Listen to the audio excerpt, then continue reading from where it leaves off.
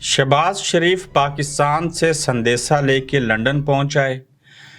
नवाज शरीफ की वापसी के हवाले से और इस्टेब्लिशमेंट के खिलाफ बयान देने के बाद नून लीग की क़यादत को सांप सूंघ गया, जबकि मरियम नवाज शरीफ साहिबा, नवाज शरीफ साहब और शहबाज शरीफ इस वक्त लंदन में मीटिंग कर रहे हैं। उसका क्या रिजल्ट सामने आएगा, नई पार्टी पाकिस्तान के अंदर कौन बनाने जा रहा है और उसको किसकी पुष्ट पनाही हासिल है। इमरान खान की खातिर लतीफ़ खोसा साहब ने एक बड़ी कुर्बानी दे दी। आखिर वो कुर्बानी जो है वो किस नौयत की है, आज के गोरख धंधा में इन नुकात के ऊपर आपसे बात करेंगे।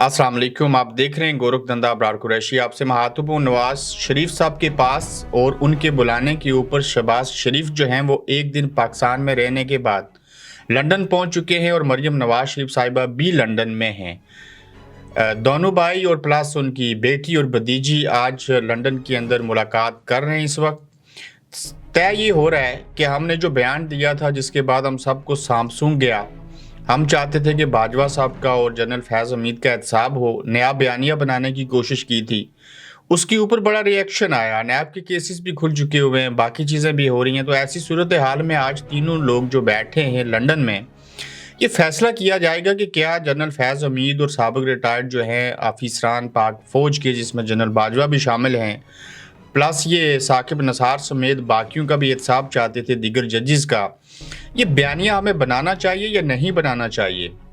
और क्या इस बयानिए में हम सारा जो रिलाय है, जो तवक्कुआत हैं, वो काजी फायज ईसा से कर सकते हैं? क्या चीफ जस्टिस जो हैं उनके साथ मिल के यक ज़बान हो के हम एक ऐसा बयानिया बनाएं, उस तरह का बयानिया बनाएं जो इमरान खान साहब ने एंटी इस्टेब्लिशमेंट शुरू दिन से बनाया और ख़ासकर पिछले 16 माह में बनाया, जिसके नतीजे में पाकिस्तान के अवाम जो थे वो इमरान खान के साथ दिलो जान से खड़े हो गए। अब ये जो बयानिया इस वक्त इन्होंने बना लिया है, फिर मियाँ साहब की पाकिस्तान वापसी थी, तो आज शहबाज शरीफ साहब से जब लंदन में सहाफ़ियों ने पूछा कि क्या आप जो बता सकते हैं कि नवाज शरीफ साहब की 21 अक्टूबर को पाकिस्तान वापसी की जो तारीख है वो तय है या उसमें कोई रद्दो बदल हुआ। उनके बकौल ये था कि अभी तक वही तारीख है और उसमें कोई रद्दो बदल नहीं है और नवाज शरीफ साहब वापस जाएंगे। ताहम ऊपर से इलेक्शन कमीशन ने एक इलेक्शन की तारीख भी दे दी कि जनवरी में इलेक्शंस होंगे। अब ये जनवरी में इलेक्शन की तारीख देना भी, वो बयान जो है ये इलेक्शन कमीशन की जानिब से ये नून लीग के ख़िलाफ़ है। क्यों कि नून लीग नहीं चाहती कि अभी इलेक्शन हो जाएं, सिर्फ पीटीआई और जमात इस्लामी या पीपल्स पार्टी चाहते हैं। नून लीग को अभी वक्त चाहिए, नून लीग को कैंपेन चलानी है, मियाँ साहब को वापस पहुंचना है और चीज़ें करनी है। और जब तक बयानिया नहीं बन जाता, अवाम साथ नहीं होते, हालात साजगार नहीं होते, वोट नहीं मिलने की कोई सूरत हाल पैदा होती, तब तक इनको इलेक्शन सूट नहीं करता और हो सकता है ये पंजाब में भी ना जीत सकें। तो ऐसी सूरत हाल में जो लंदन में आज इनकी मुलाकात है, उसमें जो चंद चीज़ों के ऊपर गौर किया जाना है, एक तो इस्टेब्लिशमेंट के ख़िलाफ़ जो बयानिया था, क्या उसको वापस लिया जाएगा, क्या उसको जारी रखा जाएगा या इसके ऊपर खामोशी इख्तियार कर ली जाएगी। डेफिनेटली इसके ऊपर गौर व फिक्र हो रहा है। फिर ये वापसी के हवाले से भी चीज़ें तय होंगी और किस तरह से इस्टेब्लिशमेंट के साथ मरासम ठीक रखने। क्यों कि अगर इस्टेब्लिशमेंट से मरासम ख़राब हो गए तो ऐसी सूरत हाल में इमरान खान कहीं फिर से एक्टिव ना हो जाएं। एक नई पार्टी भी बनने जा रही है, वो लोग जो हैं वो और बाकी पार्टीज़ जो हैं इस्टेब्लिशमेंट की, कहीं उनको सामने रख के एक तो सिरे से हो सकता है इंतखाबात ना हो, या कि हम मुस्लिम लीग नून वाले भी आउट हो जाएं, शायद पीपल्स पार्टी को स्पेस मिल जाए या पीटीआई को मिल जाए।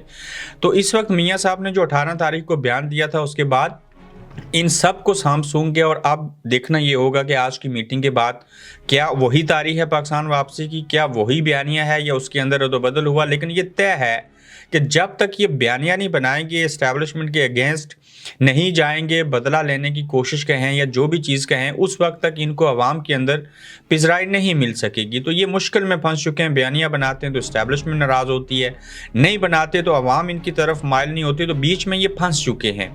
ताहम चेहरों से महसूस होता है कि बातें कुछ इनके हक़ में नहीं हैं।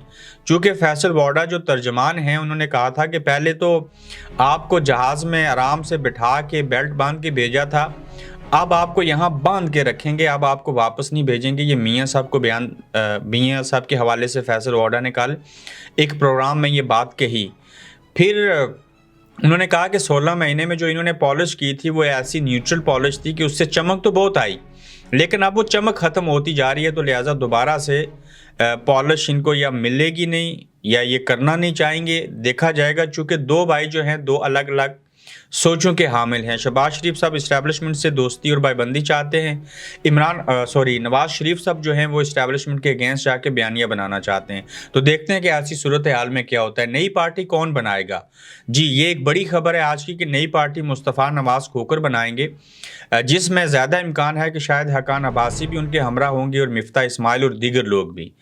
अब सियाने लोग ये भी कह रहे हैं कि ये पार्टी जो है वो सिर्फ अपनी मर्जी से नहीं बनाएंगे, इनके सर के ऊपर जो है वो इस्टेब्लिशमेंट के किसी धड़े का या ओवरऑल इस्टेब्लिशमेंट का हाथ हो सकता है। लेकिन जो हकीकत है, जिस तरह से मुस्तफ़ा नवाज खोकर ने बगावत की पीपल्स पार्टी से हक और सच की बात करते रहे, हम उनको रोज़ाना की बुनियादों के ऊपर सुनते हैं, तो वो गैर जानबदार हो के जो है वो बातें करते हैं कि ये सियासतदानों के साथ ही ऐसे क्यों होता है, ये कौन ऐसे करता है। तो उनका बयानिया तो पहले से एंटी इस्टेब्लिशमेंट है।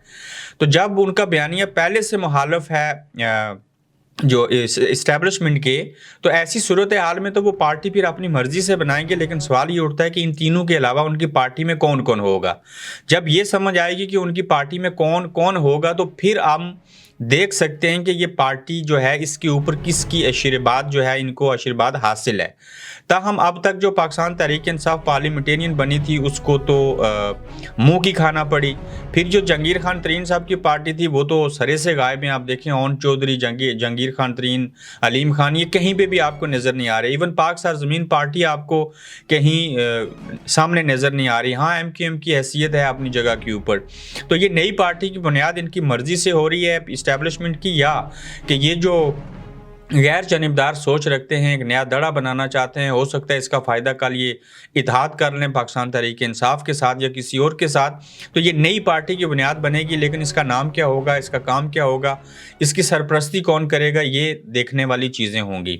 लतीफ़ खोसा साहब ने अपनी 70 साला जो कुर्बानी जो कमाई थी उसको कुर्बान कर दिया इमरान खान के केसों के ऊपर और इमरान खान से हमदर्दी के साथ। आपको याद होगा कि कुछ अर्सा कबल इनको नोटिस भेजा गया था और उस नोटिस का जवाब देना होता है, उसकी एक मुद्दत है उसके अंदर अंदर। तो जब इन्होंने उस नोटिस का जवाब नहीं दिया, तो आज इनकी पार्टी की जो रुकनीत है वो बाज़ाब्ता तौर के ऊपर ख़त्म कर दी गई है। और इसके ऊपर लतीफ़ खोसा को कोई गम नहीं है। वो हमेशा यही कहते हैं, ये हमारी बनाई हुई पार्टी थी, हमने इसके लिए कुर्बानियाँ दी हैं, हमने इसके लिए कोड़े खाए हैं, इसी पार्टी ने हमें गवर्नर बनाया, इस पार्टी ने हमें बहुत कुछ दिया। लेकिन ये आज वो पीपल्स पार्टी नहीं है जो कि भट्टो साहब की या बीबी शहीद की पार्टी थी। आज ये अपना वकार और एहतराम खो चुके हैं। लेकिन ये पार्टी को कोई हक हासिल नहीं है कि वो मुझे बतौर बैरिस्टर या बतौर वकील जो है वो इमरान खान का केस सुनने से, करने से, देखने से, उनकी हमायत में बात करने से, आइन और कानून की बात करने से, आइन पर अमल करवाने की बात करने से रोका जाए। ये मेरे प्रोफेशन में और मेरी ज़ाती ज़िंदगी में और मेरे घर में मुदाखलत करने के मुतरादिफ है। तो देखा जाए तो इमरान खान को वो छोड़ भी सकते थे, केस नहीं ले सकते थे, ये बातें छोड़ सकते थे। लेकिन उन्होंने पार्टी के अंदर रहने को अहमियत देने के बजाय या अपनी रुकनीत को बहाल रखने के बजाय उन्होंने इस चीज़ को अहमियत दी कि जो सच है, जो हकीकत है, उसको मैं बयान करूं और इमरान खान हो या कोई गलत करे या कोई सही हो तो मैं उसके ऊपर तनकीद करूं या उसकी हमायत में मैं बोलूं। तो सादा लफ्ज़ों में ये लतीफ़ खोसा साहब की जानिब से एक बड़ी कुर्बानी है। अगर वो चाहते तो उस नोटिस का जवाब दे सकते थे, अपनी रुकनीत बहाल करवा सकते थे, सब चीज़ें हो सकती थी। मगर लतीफ़ खोसा को ये लगता है कि 70 साल से ज़ायद ज़िंदगी गुजर चुकी है, हम इस मुल्क को, अपनी औलादों को, इस अवाम को कुछ दे नहीं सके। तो लिहाजा ये सही वक्त है कि जिसके ऊपर हम डट के खड़े हो जाएं, हक और सच की बात करें। चूँकि मर जाएंगे, ज़िंदगी बहुत मुख्तसर है, तो यही डटे रहना ही उनकी पार्टी रुकनीत की जो उनका खात्मा हुआ उसका सबब बनी। आज के तीसरे एपिसोड में लंदन के अंदर हतमी फैसले क्या हुए हैं, उनकी जो मालूमात है वो लेके आपकी खिदमत में फिर से हाजिर होंगे। अपना ख्याल रखिएगा। गुजारिश है कि यूट्यूब चैनल को सब्सक्राइब करें, उसकी वजह कि मुस्तकबिल करीब में चंद माह के अंदर अंदर आपको ये फेसबुक के बजाय आपको यूट्यूब के ऊपर ये सारा मटेरियल देखने और सुनने को मिलेगा। अल्लाह हाफिज़। आप देख रहे हैं गोरखधंधा अब्रार कुरैशी के साथ।